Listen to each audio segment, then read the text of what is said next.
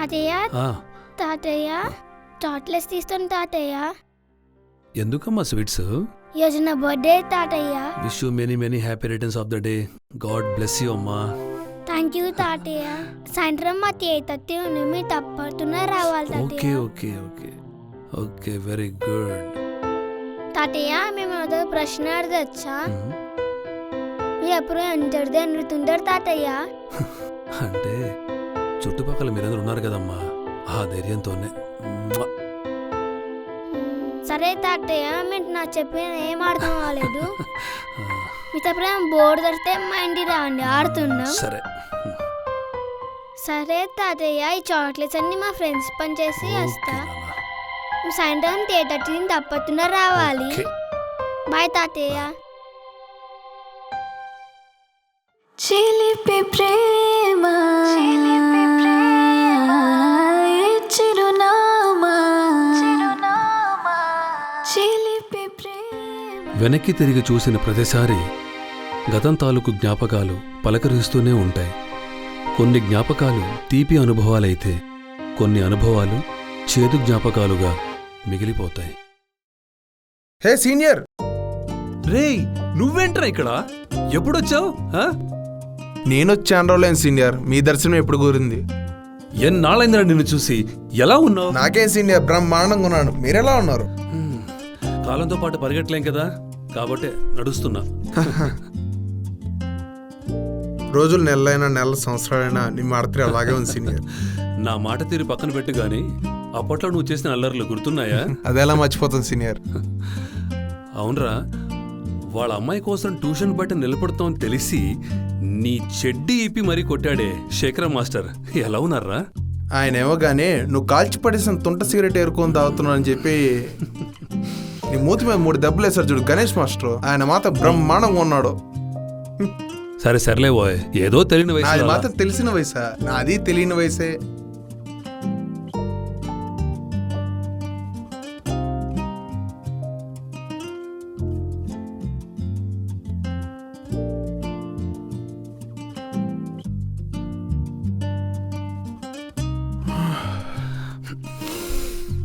అయినా చాలా ఆనందంగా ఉంది సీనియర్ నిన్ను ఇలా కలవడం. అవునరా, నాకు చాలా సంతోషంగా ఉంది. అడగడం మర్చిపోయాను, ఫ్యామిలీ అంతా ఎలా ఉన్నారు? ఫ్యామిలీదే ఉంది సీనియర్, ఉన్నది ఇద్దరం, అలా జరిగిపోతుంది. అయినా నువ్వెలా ఉన్నావు సీనియర్?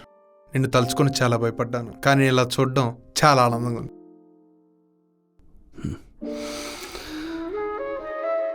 పైకి కనిపించే అబద్ధం లోపల ఉన్న నిజాన్ని ఎప్పటికీ చెరపలేదురా. ఆ రోజు ఇప్పటికీ నా మదిలో మెదులుతూనే ఉంది.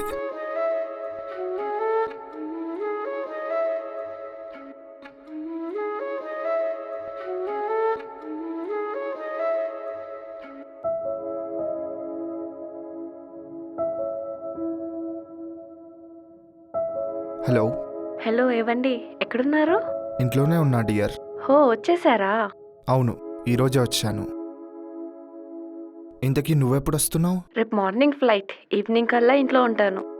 ఓ ఓకే. ఏవండి, హలో హలో, చెప్పు బుజ్జి.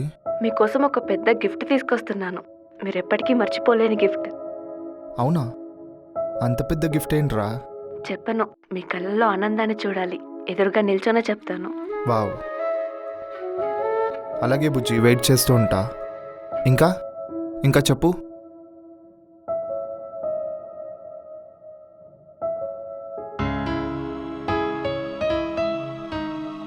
అదే చివరిసారి తనతో మాట్లాడడం అవుతుందని అస్సలు ఊహించలేదు.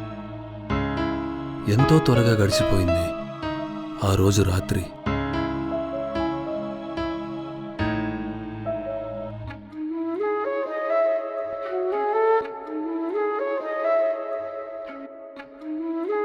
హలో,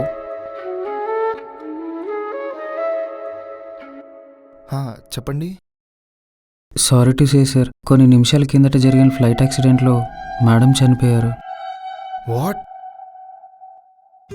అవును సార్, ఫ్లైట్ సముద్రం మధ్యలో కూలిపోవడంతో బాడీలు కూడా దొరకని పరిస్థితి. మేడం మీకు ఒక విషయం చెప్పి మీ కళ్ళల్లో ఆనందం చూడాలనుకుంది సార్.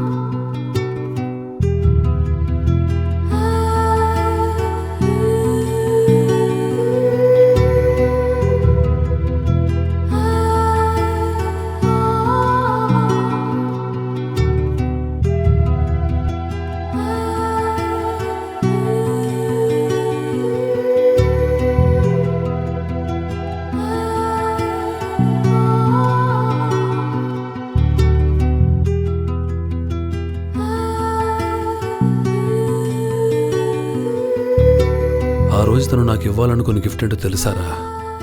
అప్పటికి తను 3 months ప్రెగ్నెంట్. ఆ విషయం నాకు చెప్పి నా కళ్ళల్లో ఆనందం చూడాలనుకుంది. కానీ ఆ దేవుడు మాకు అవకాశం ఇవ్వలేదు. బాధపడకు సీనియర్. తనని నా నుండి దూరం చేసి ఆ దేవుడిదే గెలిచాననుకుంటున్నాడు.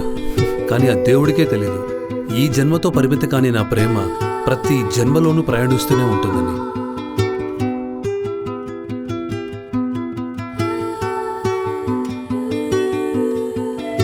రెప్పపాటులో మారిపోయే జీవితం ఇది.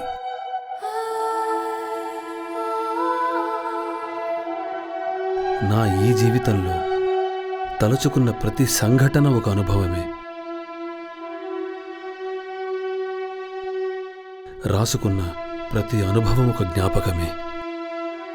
తాతయ్య తాతయ్య మీతో మాట్లాడడం పో తాతయ్య. సాయంత్రం 8:30 రమ్మన్నా రాలే, మీతో మాట్లాడా పో తాతయ్య.